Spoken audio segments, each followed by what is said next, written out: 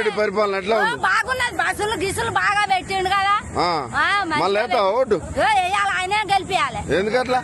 మంచి పని చేస్తాడు. బత్తాలు గుట్ట మందు బత్తాలు గిట్లు ఇచ్చిండు కదా. లీడర్లకు అందరికో లోపల అక్కడ పంపిస్తాడు.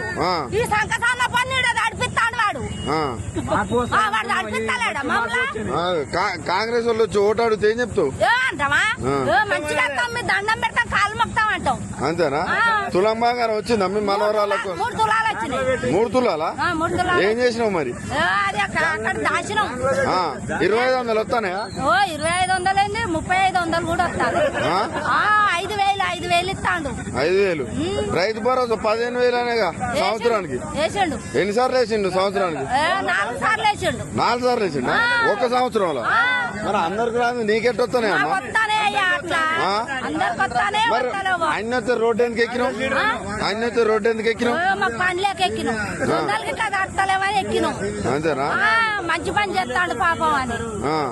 ఎన్ననుకుంటాను, ఎన్నడు ఎక్కలేదు, ఎప్పటికి ఎక్కినాం కానీ ఇయ్యాడు ఎక్కలేదని ఇంకా ఇట్లా చేస్తాను మేము. కేసీఆర్ ఉన్నప్పుడు ఎట్టుండమ్మా మేము? కేసీఆర్ ఆకాశం ఆగా కొన్నాడు, అటో ఇటో కొన్నాడు కానీ ఈయన మొక్కాలే.